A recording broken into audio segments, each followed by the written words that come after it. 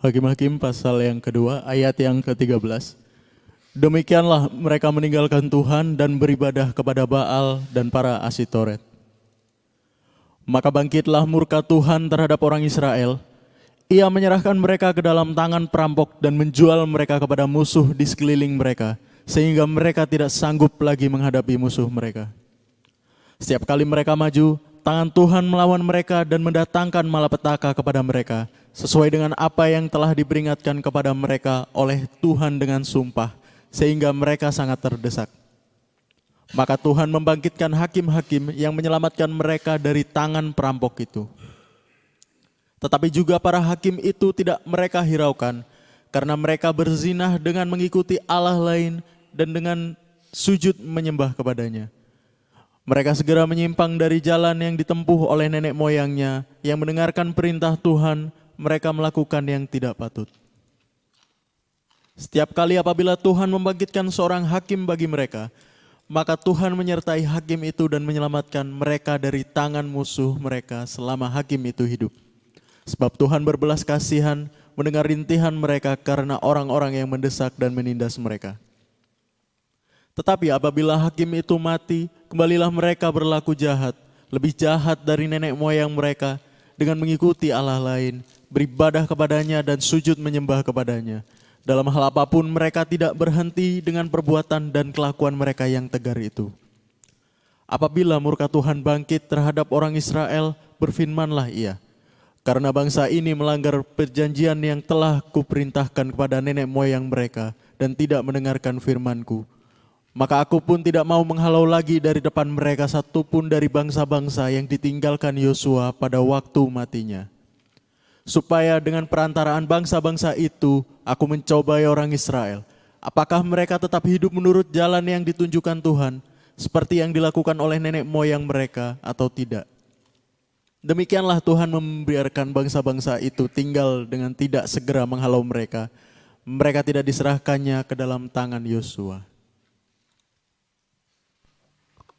Oke. God bless ya. Thank you semua hadir. Nah, hari ini kita belajar teman-teman semua bahwa Shalomnya Tuhan itu akan hadir dalam kehidupan saudara ketika saudara menerima shalom dari seseorang.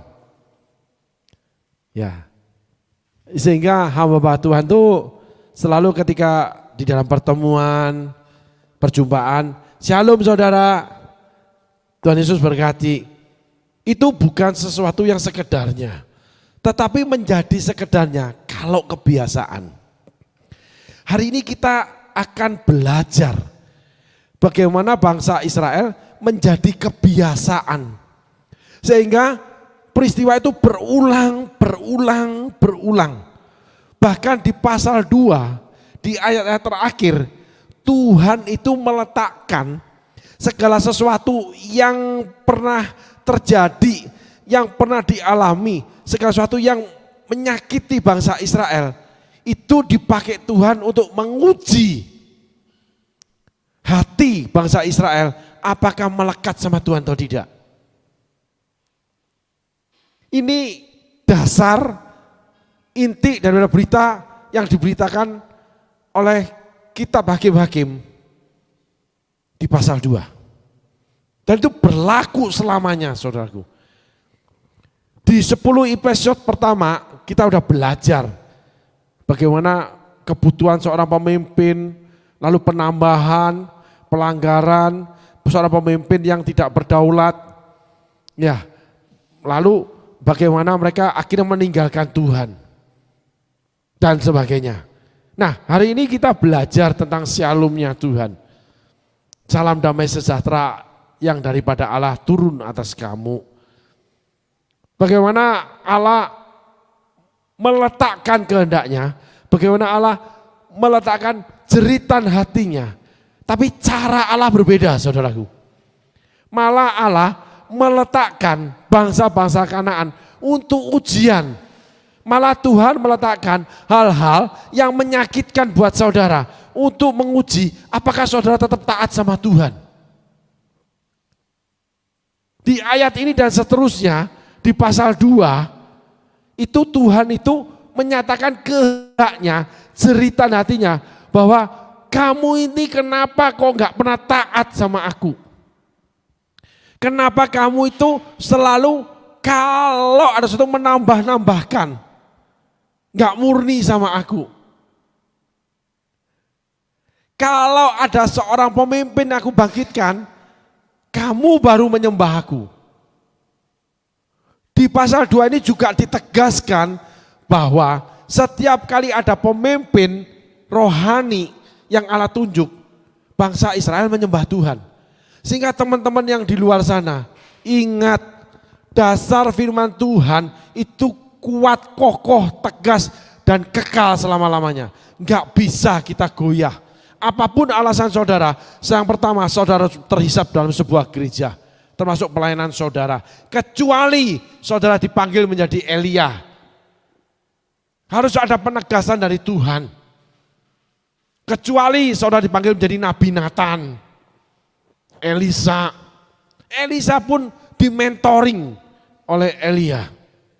Yang kedua, saudara harus menundukkan diri kepada pemimpin yang ditunjuk Allah. Termasuk di dalam pekerjaan saudara, termasuk di dalam rumah tangga saudara. Ketika saudara tidak ada pemimpin, saudara akan mengalami kitab Hakim-Hakim. Bagaimana saudara akan Tuhan kirimkan para pemimpin, orang-orang ditunjuk Allah. Bisa seperti Elia dikirim kepada Raja Ahab untuk menyatakan isi hati Allah, keputusan Allah, kehendak Allah. Maka Elia bernubuat. Lalu Elia membunuh 450 Nabi Baal. Bertanding dengan iman untuk menolong Raja Ahab. Jadi ketika saudara tidak punya pemimpin, tidak terhisap sebuah gereja, Tuhan akan kirimkan orang-orang seperti Elia yang harus memimpin saudara. Tetapi permasalahannya Raja Ahab menolaknya. Raja Ahab tetap ingin keinginan dirinya, hidup manja, nggak pingin dipimpin. Raja Ahab itu lambang orang-orang yang nggak pingin dipimpin. Apabila kita tidak ingin dipimpin oleh manusia, khususnya yang diutus oleh Allah, ditentukan oleh Allah, itu kita punya karakter yang gak mau diurus, mau mencari senangnya sendiri, enaknya sendiri. Dan orang seperti itu akan ditolak oleh kerajaan Allah. Dan orang itu akan dihampiri oleh Isabel, spirit Dewa Baal Asitoret yang merampas hak orang lain dengan melakukan yang namanya kelicikan dalam masalah keuangan, kepemilikan. Walaupun dia sudah kaya, Isabel dan Raja Ahab, permaisuri Isabel, itu raja yang kaya, tapi tetap merampas kebun anggur Nabot. Walaupun kamu kaya, kamu tetap merampas apa aja yang diingini hatimu. Ahab, seseorang yang tidak mau dipimpin. Ahab punya nabi-nabi Tuhan, punya Nabi Baal Asitoret. Ahab itu orang yang mendua hati, dia tidak dapat apa-apa. Orang masuk ke gereja, tapi pekerjaan lebih utama. Karena itu yang mengenyangkan dia. Orang yang melayani Tuhan, tapi pekerjaan yang utama. Karena itu yang mengenyangkan dia. Kalau sempat, pastor aku akan melayani. Kalau sibuk, maaf pastor gak bisa. Ketika diminta melayani. Selalu memilih seperti yang namanya Lot, lembah Yordan. Yang menguntungkan, yang membuat dia berkembang, yang membuat dia enak, itu Lot. Berapa banyak nih kerusakan orang percaya, anak-anak Tuhan, ketika nggak mau dipimpin. Banyak spirit-spirit yang salah di Alkitab, yang dari dunia, itu akan menguasai kehidupan orang percaya. Ahab raja yang manja, mau enak sendiri. Ketika diberikan kebun anggur dari Nabot yang dibunuh dengan cara licik, dimiliki dengan cara licik. Raja Ahab senang.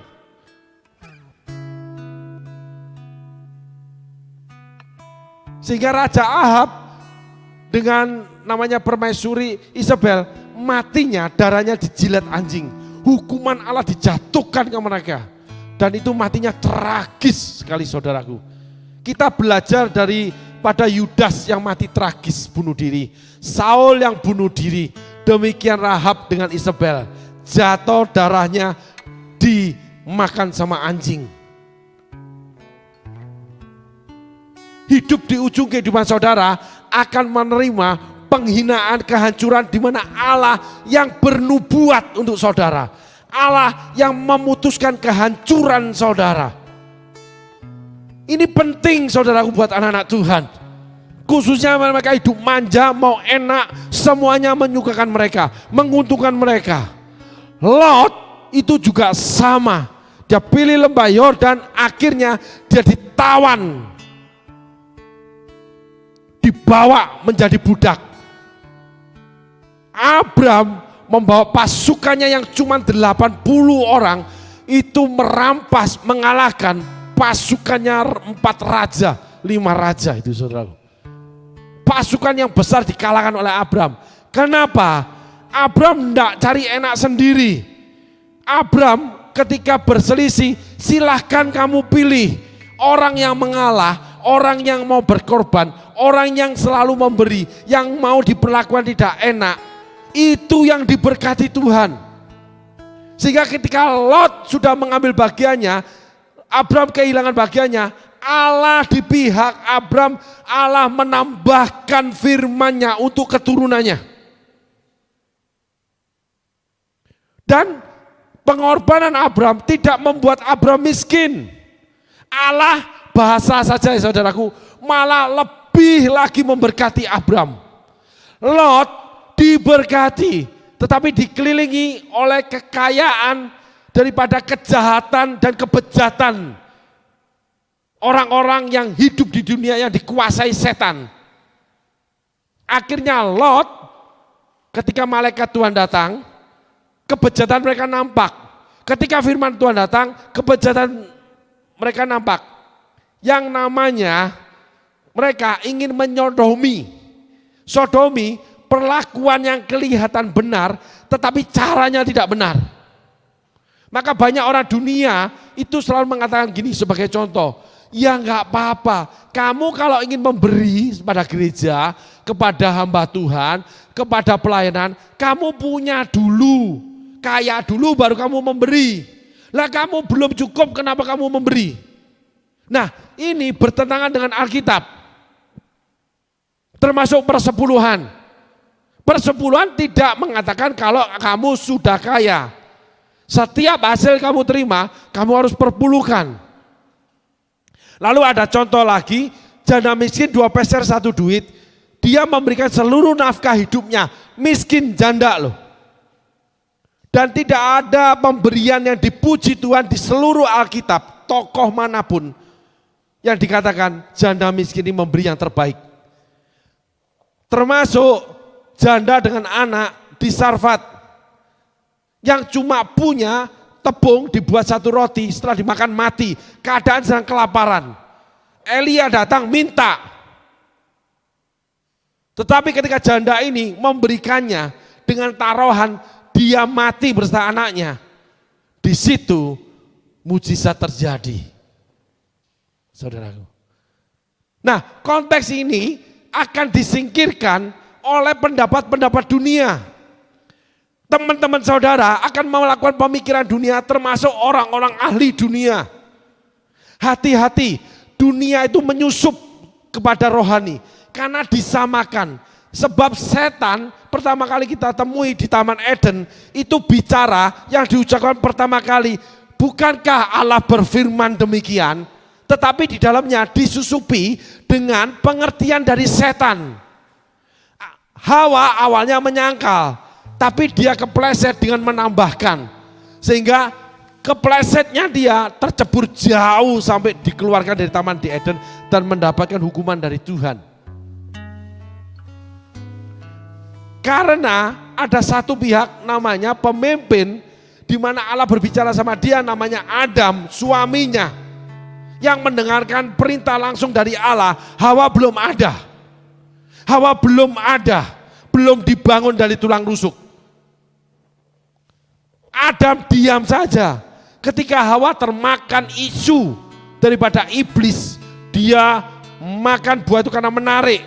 Hati-hati dengan hal menarik yang ada di dunia ini. Sekali lagi, Allah tidak anti kekayaan. Allah tidak anti dengan barang mahal. Tapi bagaimana kamu mendapatkan kekayaan dan mempergunakan kekayaan, itu penting di hadapan Allah. Kamu bisa dihinggapi dewa Baal dan Asitoret. Kamu bisa dihinggapi dewa ini dengan kelicikan bagaimana mendapatkan kekayaanmu dan menggunakannya untuk kesukaan kamu saja. Egosentrisnya luar biasa dan hidupnya manja. Gak bisa diatur. Sehingga Hawa memberikan kepada Adam, di mana Adam kompromis. Orang-orang yang hidup berjalan sama Tuhan itu tidak boleh kompromis. Sehingga ketika kamu kompromi, kamu dikutuki Allah. Adam dikutuki Allah. Dan masalahnya kamu tetap diberkati. Bangsa Israel di kitab Hakim-Hakim selalu menang, tidak terkalahkan. Setelah pasal 2 ayat ini baru keluar hukuman Allah, di mana Allah mengatakan kamu akan dirampok dan aku akan menyerahkan kamu kepada mereka. Halo, kemenangan, keberhasilan belum tentu itu berkenan Tuhan terhadap kamu. Bagaimana kamu menang, bagaimana kamu berhasil, dan kamu di dalam kemenangan dengan keberhasilan, bagaimana sikapmu, itu adalah ujian buat kamu. Itulah pesan Alkitab. Mari saudaraku, kita bahas firman Allah. Setelah kita mendapatkan contoh-contoh dari tokoh-tokoh Alkitab. Tolong ditayangkan firmannya. Demikianlah mereka meninggalkan Tuhan dan beribadah kepada Baal dan para Asitoret. Ayat selanjutnya, akibat spirit duniawi Baal dan Asitoret, sikap manja, licik, nggak mau dipimpin.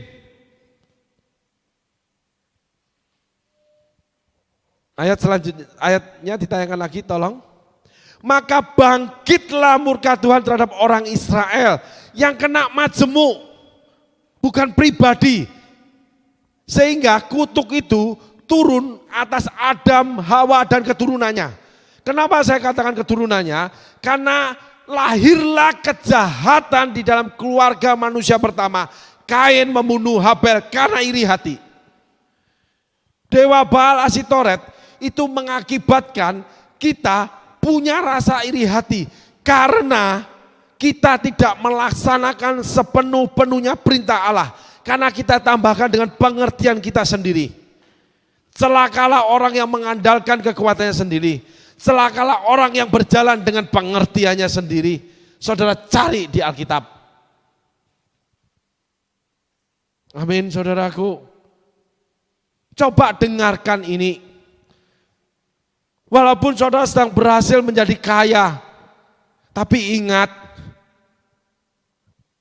Dengan yang namanya Dewa Baal dan Asitoret, di mana hari ini kita belajar menggambarkannya dengan kehidupan Ahab, dengan kita sinkronisasi di Adam dan Hawa ketemu ular yaitu setan. Lalu lahirlah namanya Kain, di mana mulai terjadi kejahatan manusia terhadap manusia yang lain. Awalnya pelanggaran terhadap perintah Allah, tetapi setelah itu saudara akan melakukan kejahatan terhadap manusia yang lain. Dosa akan melahirkan dosa. Dan upah dosa adalah maut, kematian kekal. Saul masuk di dalam neraka jahanam. Yudas masuk neraka jahanam. Ahab, Isabel masuk neraka jahanam. Halo. Dan celakanya lagi, Kain menghadap Tuhan.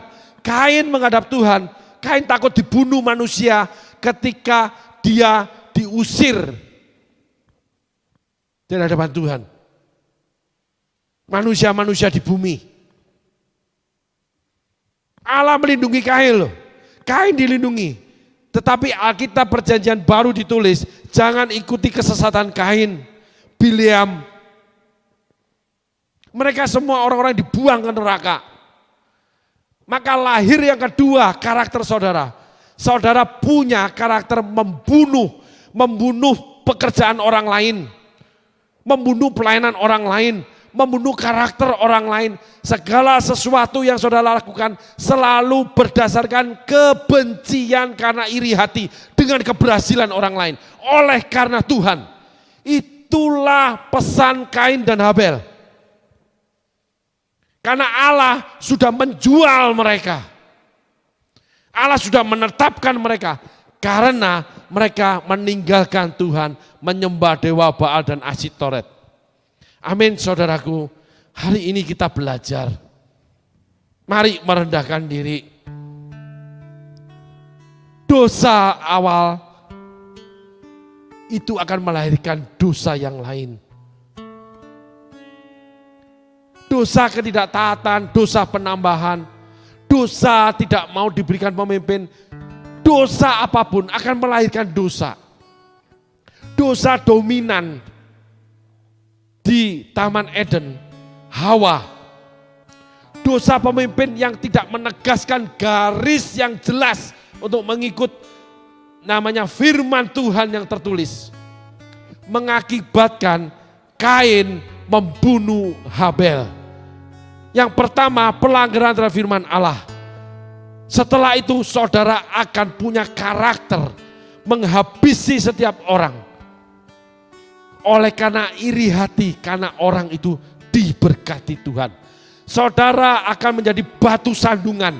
Saudara akan menjadi orang yang menyandung segala rencana orang lain, segala berkat Tuhan yang ada di orang lain. Saudara akan berusaha menghabisinya.